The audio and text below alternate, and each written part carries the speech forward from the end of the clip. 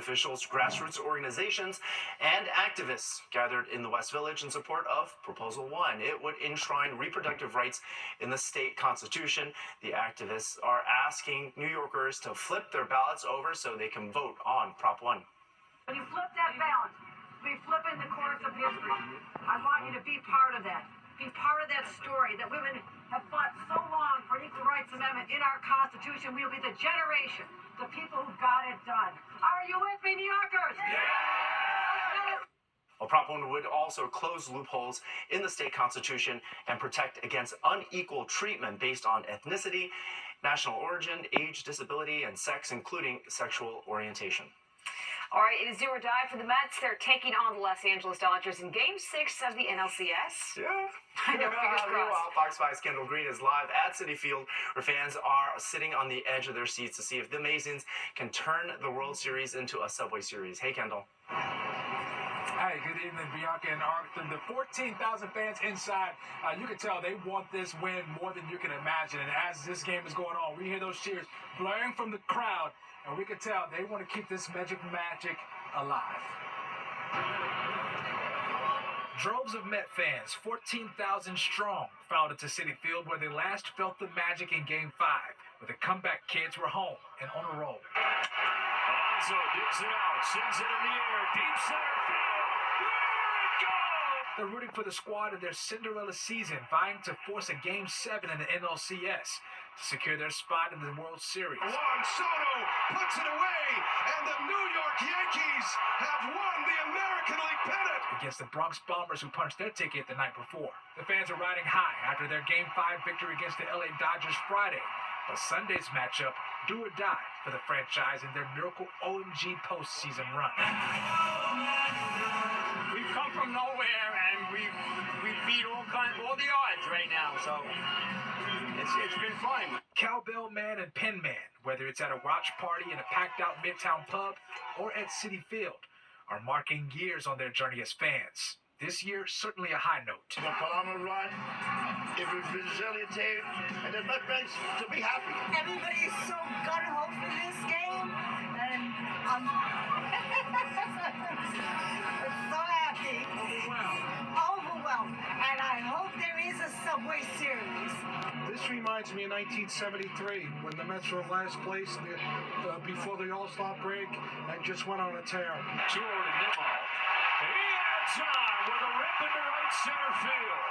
As moments on the national stage remind fans, the Mets aren't just some team to count out or glance over. We were with the Mets the entire season, and so we were going to come no matter what.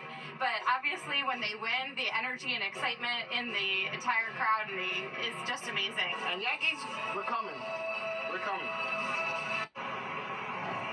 Now, so far, the Mets are trailing the Dodgers 6-3. So we're going to have to go inside and see how this thing plays out. I'll send things back to you, Bianca and Arthur. All right, do what you can, Kendall, please. Thank you. Well, a new character is making its debut at the Macy's Thanksgiving Day Parade. Up next, why Minnie Mouse is finally being added, even though Mickey's been a part of it for 90 years. And Tim Sebastian is joining us now for a look at what is coming up tonight on Sports Extra. 81 years old. With Halloween around the corner, horror films are dominating the box office. Something really crazy is happening to me. The horror flick Smile 2 took home first place for the week, grossing an estimated $23 million. Second place went to The Wild Robot, followed by Terrifier 3 in third.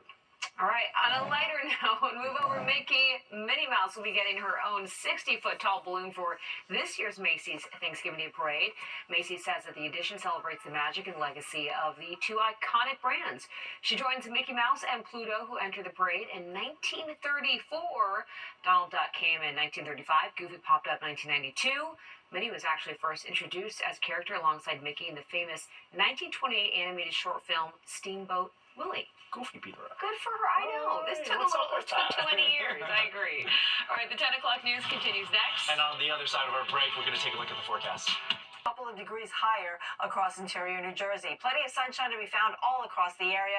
It will definitely feel like summer, and we'll do it again on Tuesday with a high of 77 degrees. Still mild on Wednesday. The dry stretch continues too, and then a cold front's going to come through by Thursday morning. I think it's going to be a dry front, but it will give us a few clouds, and it will usher in some cooler temperatures by the end of the week. So we'll feel like fall by next weekend for those of you who do want to go into fall. But for those who want summer, we're going to get a good squeeze of it tomorrow. One day of summer before we get it, right? That's right. And anybody looking for something to do with that good weather, there's a sweet deal coming up for our bagel lovers. That's right, when you'll be able to get a bagel and coffee for the cost of a subway ride.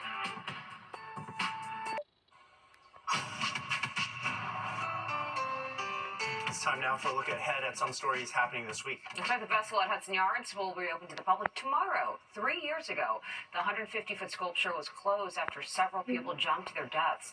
The vessel now has new safety features, including floor-to-ceiling steel mesh. Officials say that mesh was designed to not compromise the vessel's iconic design and views.